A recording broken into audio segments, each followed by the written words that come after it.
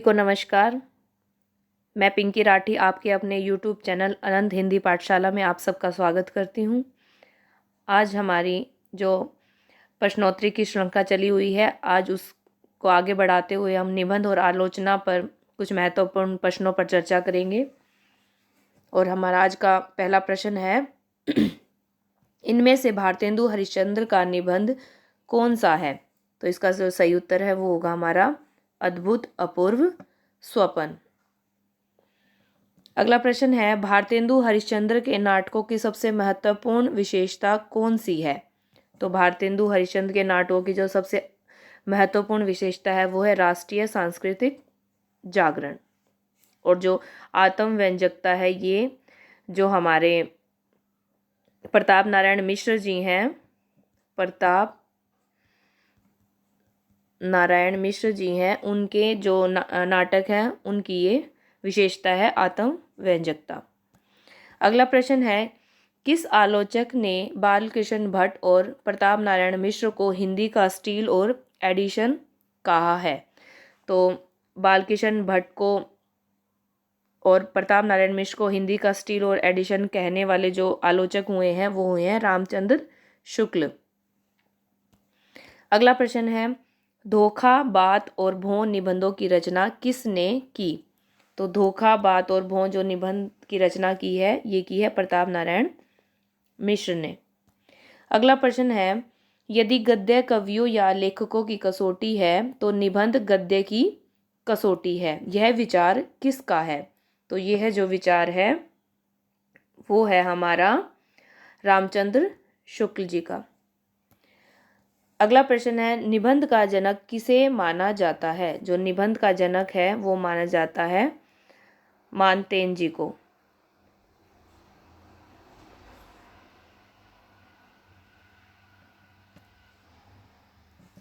अगला प्रश्न है किस निबंध रचना में कर्जन के भारत विरोधी कारनामों पर व्यंग्य शैली में प्रहार किया गया है?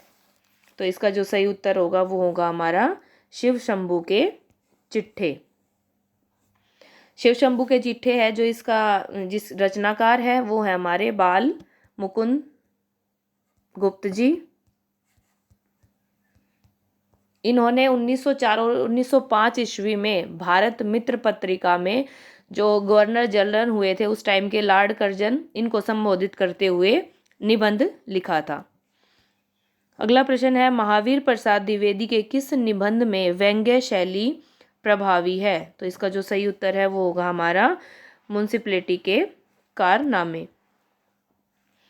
अगला प्रश्न है आचार्य रामचंद्र शुक्ल का निबंध संकलन चिंतामणि नाम से कितने भागों में प्रकाशित है?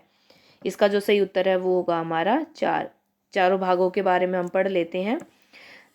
जो भाग पहला है उसका जो संपादन किया था वो किया था शुक्ल जी ने 1939 ईस्वी में। और जो भाग 2 है उसका जो संपादक कार्यभार संभाला था वो संभाला था विश्वनाथ प्रसाद मिश्र ने। विश्वनाथ प्रसाद मिश्र ने 1945 ईस्वी में। और जो भाग 3 है उसके जो संपादक रहे हैं वो रहे हैं नामवर सिंह 1983 में। और जो भाग 4 है इसके संपादक रहे हैं कुसुम चतुर्वेदी और ओम प्रकाश सिंह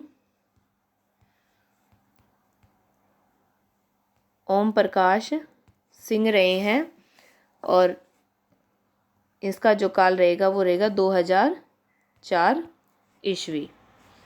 तो इसके जो कुल भाग हैं वो है हमारे 4।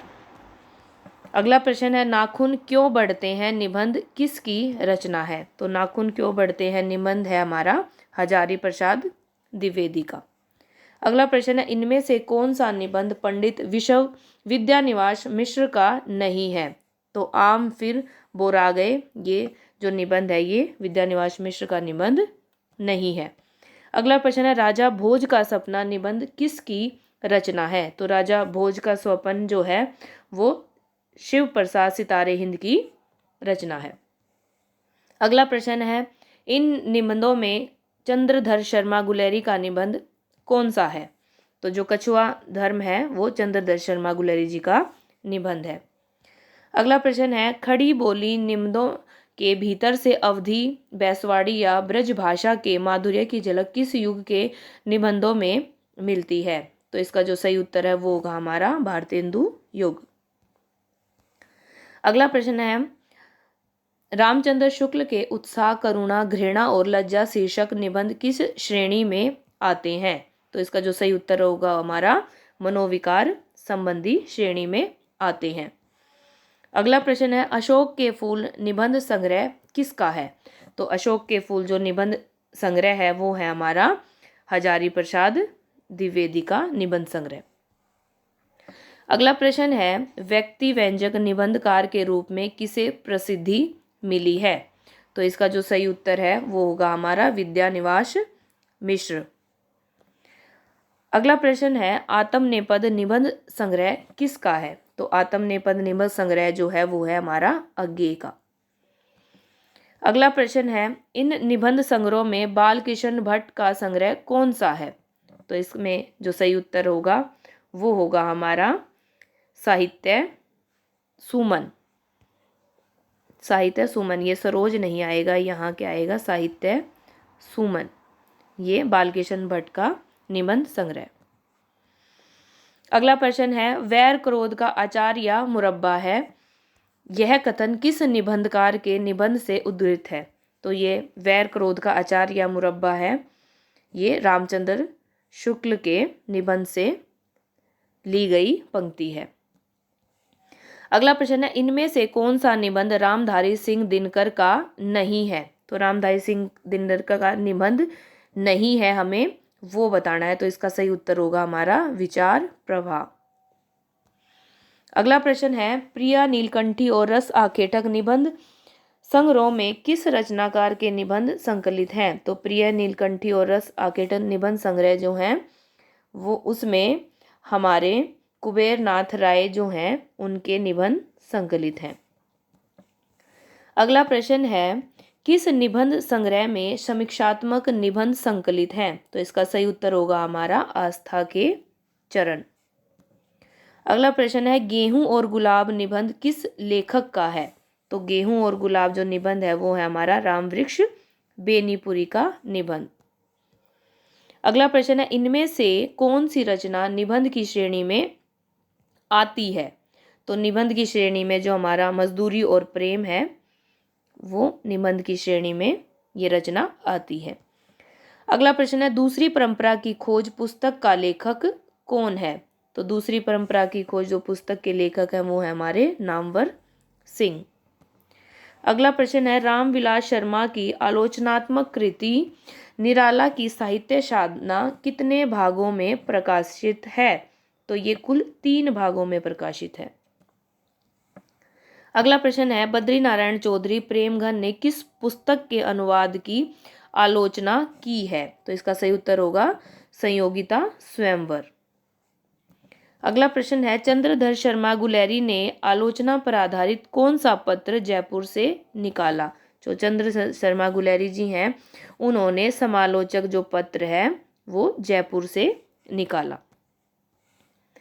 अगला प्रश्न है, कविता क्या है शीर्षक निबंध किसका है? तो कविता क्या है ये जो निबंध है ये हमारा रामचंद्र शुक्ल द्वारा लिखा गया निबंध है। ये चिंतामणि भाग 1 में लिखा गया है।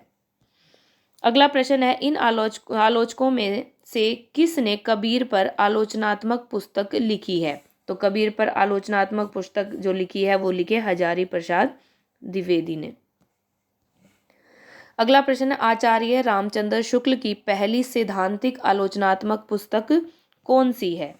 तो इनकी जो पहली सैद्धांतिक आलोचनात्मक पुस्तक है उसका नाम है काव्य में रहस्यवाद। अगला प्रश्न है, बिहारी के काव्य सौंदर्य का सम्यक विवेचन करने वाली पहली आलोचनात्मक पुस्तक कौन सी है? तो इनकी जो हमारा इसमें सही उत्तर होगा वो होगा हमारा बिहारी की वाग्यभूति। अगला प्रश्न है, सैद्धांतिक आलोचना के क्षेत्र में सबसे महत्वपूर्ण योगदान किसका रहा है? तो सबसे महत्वपूर्ण योगदान जो रहा है वो रहा है रामचंद्र शुक्ल जी का। अगला प्रश्न है, पदम सिंह शर्मा ने किस आलोचना का सूत्रपात किया? तो पदम सिंह शर्मा जो हुए हैं उन्होंने तुलनात्मक आलोचना का सूत्रपात किया। अगला प्रश्न है, आधुनिक हिंदी आलोचना के बीज शब्द किसकी पुस्तक है? तो आधुनिक हिंदी आलोचना के जो बीज शब्द हैं वो किसकी पुस्तक है? वो है हमारी बच्चन सिंह की। अगला प्रश्न है, इन पुस्तकों में से कौन सी लक्ष्मीकांत वर्मा की है? तो लक्ष्मीकांत वर्मा की जो पुस्तक है उसका नाम है नई कविता के प्रतिमान। अगला प्रश्न है, अनुसंधानपरक आलोचना का विकास किस पत्रिका के प्रकाशन से हुआ? तो इसका सही उत्तर होगा हमारा नागरी प्रचारिणी पत्रिका। अगला प्रश्न है, काव्य में अभिव्यंजनावाद पुस्तक किसने लिखी है? तो काव्य में अभिव्यंजनावाद पुस्तक जो लिखी है ये लिखी है लक्ष्मी नारायण सुधांशु ने। अगला प्रश्न है, लोक जागरण और हिंदी साहित्य आलोचनात्मक ग्रंथ किसका है? तो ये जो ग्रंथ है ये है हमारा रामविलास शर्मा। अगला प्रश्न है, छायावाद पर पंत जी द्वारा लिखी गई आलोचनात्मक पुस्तक कौन सी है? तो छायावाद पर जो सुमित्रानंदन पंत द्वारा पुस्तक लिखी गई है आलोचनात्मक, उसका क्या नाम है? उसका है छायावाद पुनः मूल्यांकन। अगला प्रश्न है, इन आलोचनात्मक कृतियों में रामविलास शर्मा की कृति कौन सी है? तो रामविलास शर्मा की जो कृति है वो है हमारी भाषा और समाज। अगला प्रश्न है, मिश्र बंधुओं की किस कृति ने तुलनात्मक आलोचना को आगे बढ़ाया? तो मिश्र बंधुओं की जो कृति है हिंदी नवरत्न, इस कृति ने तुलनात्मक आलोचना को आगे बढ़ाया। अगला प्रश्न है, इनमें से शोधपरक आलोचना का उन्नायक कौन है? तो शोधपरक आलोचना के जो उन्नायक हैं वो हैं हमारे श्याम सुंदर दास। अगला प्रश्न है, इनमें से आलोचनात्मक ग्रंथ कौन सा है? तो आलोचनात्मक ग्रंथ जो है वो है हमारा फिलहाल। अगला प्रश्न है, इनमें से कौन सी कृति निबंध की श्रेणी में रखी जाती है? तो निबंध की श्रेणी में जो कृति है उसका नाम है लिखी कागज कोरे। अगला प्रश्न है, साहित्य जन समूह के हृदय का विकास है, यह कथन किस निबंधकार का है? तो यह जो कथन है यह है हमारा बालकृष्ण भट्ट का कथन। अगला प्रश्न है, क्रोचे के अभिव्यंजनावाद को किस आलोचक ने भारतीय वक्रोक्तिवाद का विलायती उत्थान माना है? तो इसका सही उत्तर होगा रामचंद्र शुक्ल ने। अगला प्रश्न है, कृष्ण बिहारी मिश्र ने अपनी पुस्तक देव और बिहारी में आलोचना की कौन सी पद्धति अपनाई है? तो इसका जो सही उत्तर होगा वो होगा तुलनात्मक पद्धति। अगला प्रश्न है, मनोविश्लेषणवादी समीक्षा के क्षेत्र में किस आलोचक का नाम सम्मिलित नहीं है? तो जो इसका सही उत्तर है वो है विजयदेव नारायण शाही। ये थे हमारे निबंध और आलोचना से संबंधित कुछ महत्वपूर्ण प्रश्न। चलिए आज के लिए इतना ही, पुनः अगली वीडियो में मुलाकात होगी और पिछले वीडियो के लिंक नीचे डिस्क्रिप्शन बॉक्स में है, आप वहां जाकर पुराने वीडियोस देख सकते हैं। हमारी यह जो है 1000 प्रश्नों की प्रश्नोत्तरी की श्रृंखला चली हुई है और आपका कोई भी डाउट हो तो आप कमेंट बॉक्स में कमेंट कर सकते हैं। और हाँ, जिस भी टॉपिक से संबंधित आप वीडियो चाहते हैं वो भी आप कमेंट कर सकते हैं। और अंत में वीडियो पर बने रहने के लिए सभी का धन्यवाद। मिलते हैं नेक्स्ट वीडियो में।